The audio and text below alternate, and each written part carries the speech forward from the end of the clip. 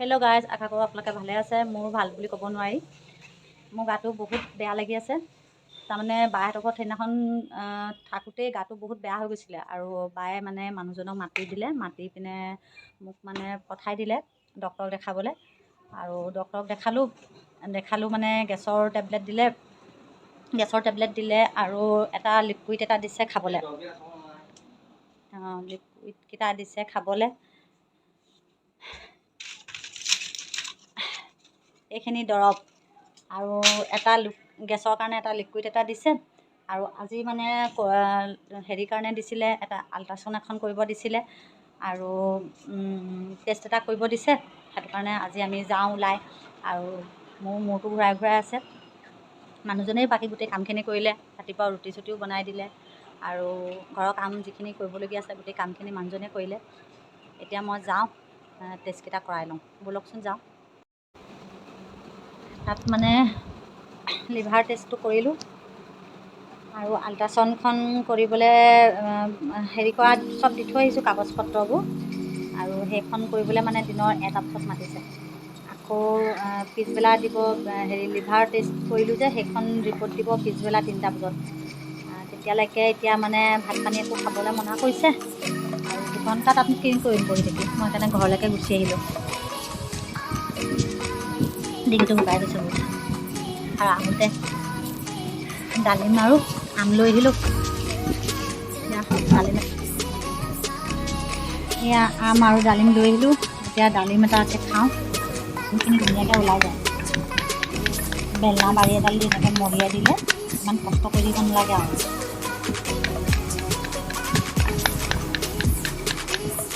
সেইখিনি ডালিম এইদৰে মই বনাই ল'লোঁ।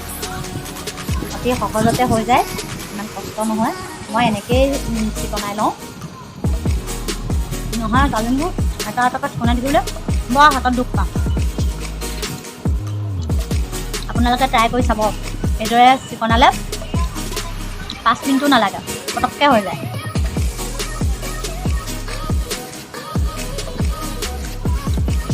বাৰু এতিয়া মই খাই লওঁ, আকৌ 1টা বাজিবলৈও হৈছে।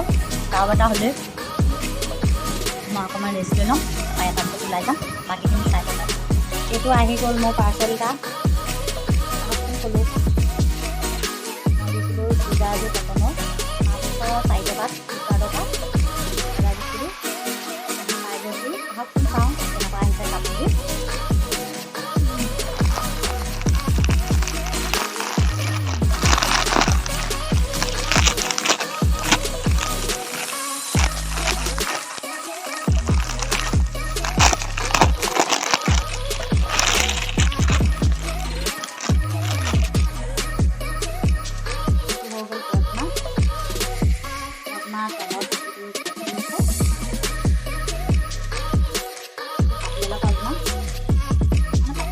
মানে ইমান বহল নহয়, কিন্তু তলৰ ডিজাইনটো পাতিলা হৈ গ'ল।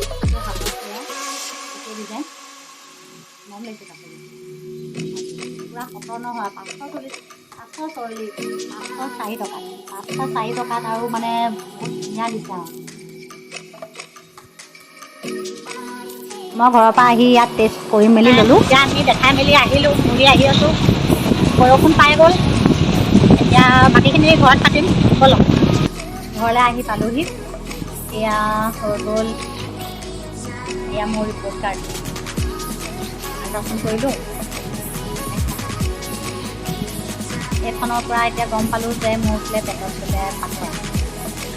এতিয়া অপাৰেশ্যন কৰিব লাগিব, আৰু আল্লাই কৰাত যেনিবা যিয়ে নহওক লিভাৰখন বোলে ঠিকে আছে। মোৰ মানে যেনেকৈ গেছ হৈছিলে ন, ভাবিছিলোঁ মানে মোৰ লিভাৰখনৰ কিবা মানে লিভাৰখনৰ পৰাই গেছ হৈ আছিলে বুলিয়ে ভাবি আছিলোঁ মই। এতিয়া লিভাৰ টেষ্ট দিছিলে, সেইটো যেনিবা একো নোলালে। আল্লাই কৰাত মানে বহুত ভালে আছোঁ। খালি আৰু পাথৰ ওলালে কাৰণে বিৰাট ভয় লাগিছে, আৰু মানে বুজাব নোৱাৰোঁ, বহুত ভয় লাগিছে। কাৰণ মানে মই অপাৰেশ্যন বুলি ক'লেও বহুত এনেই ভয় খাই যাওঁ, আৰু এতিয়া কি হ'ব নাজানো আৰু। দোৱা কৰিব যাতে মই আকৌ ভিডিঅ' বনাব পাৰোঁ, আকৌ এবাৰ ভালকৈ আপোনালোকৰ লগত কথা পাতিব পাৰোঁ যাতে। ভাগৰ লাগিছে কথা পাতি, আকৌ যাতে লগ পাওঁ। এটা কথা আছে নহয়, পটককৈ এতিয়া অপাৰেশ্যন কৰিব নোৱাৰোঁ, আৰু মই নকৰিলেও উপায় নাই, কৰিবতো লাগিবই। কেলেকি মানে অলপ বহুত বেছি ডাঙৰ হৈ গ'ল, মই গম নাপালোৱে ইমান ডাঙৰ হৈ গ'ল। ভাগৰ লাগিছে বহুত, ভাগৰ লাগে আৰু। আজি ভিডিঅ'টো ইমানতে শেষ কৰিছোঁ। অন্য এটা ভিডিঅ'লৈ আকৌ আহিম বুলি ভাবিছোঁ আৰু।